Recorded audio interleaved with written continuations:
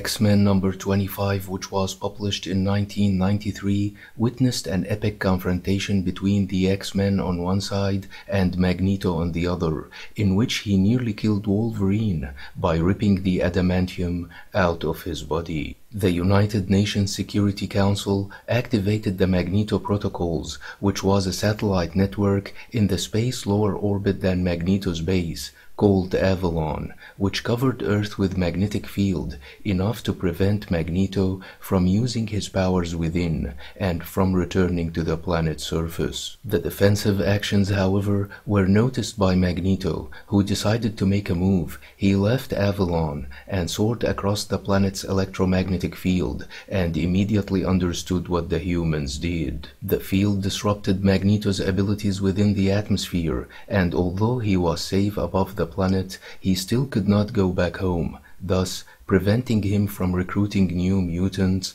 to join his team. Magneto cut across the field, then blasted the world with an electromagnetic pulse wave that not only destroyed the satellites but also deactivated every electronic device on Earth within minutes. Charles gathered the X-Men, where Cyclops informed them about the situation and said that Magneto managed to render the mechanical and the technological resources of the planet completely useless, believing that hundreds or maybe thousands died as a result. Charles decided to stop Magneto once and for all and used the Shi'ar exoskeleton, which helped him walk again, then selected some mutants for his team based on the combination of skills and attributes. With that, Charles, Gambit, Jean Grey, Rogue, Quicksilver and Wolverine teleported to Avalon, whose sensors could not detect them. Charles then managed to teleport Magneto's acolytes away, leaving Magneto on his own to fight the X-Men. Magneto attacked the team, remarking that he offered mutants hope,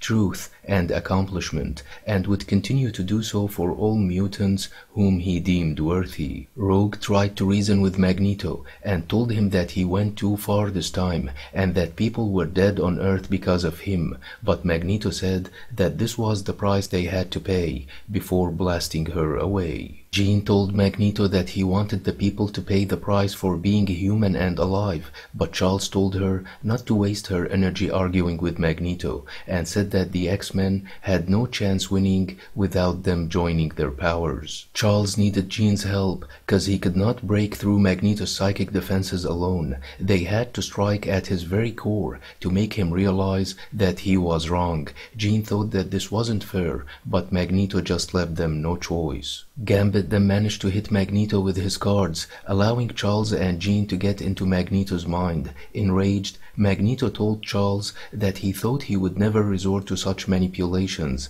and that he could not understand how he allowed the mutants to be eradicated by humans. Magneto then blasted the X-Men and hurt Gambit, forcing Rogue and Quicksilver to attack him and hit him hard. Magneto did not accept his own son attacking him and decided to punish him for his betrayal. He would never allow his only son to leave the paradise he wanted to create for all the mutants and to join the X-Men who always tried to spoil his plans and compromise his efforts, and decided to kill him. Logan could not stand watching Magneto killing his son and attacked him, slashing him with his claws and causing him to bleed. Charles then told Jean that this was their best hope to control Magneto's mind while he was injured. But Magneto reacted fast and blasted Logan. The fire coursed through his body that began with a small tug, but then it became harder, ripping the adamantium which was bonded to his bones and removing it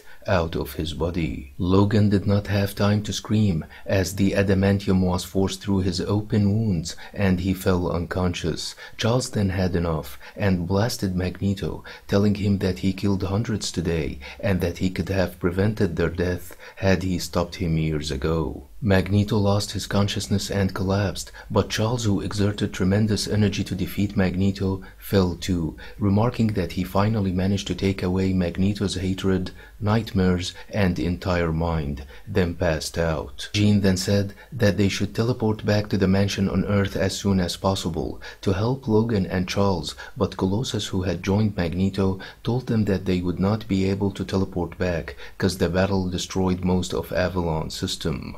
Therefore, he sent a signal to the mansion, and Bishop was coming to take the X-Men back home. Piotr, however, decided to stay in order to take care of Magneto, telling Rogue that he prevented the security system from detecting them. With that, the X-Men teleported back to Earth, leaving Piotr behind, who blamed himself for what happened and considered himself as responsible for this as Magneto himself. Although Logan fought 1,000 battles and was injured for countless times, this had to be one of the most painful experiences he ever encountered, having the adamantium ripped out of his own body. Hope you liked the video. Don't forget to subscribe, share, and like. Thanks for watching and have a nice one.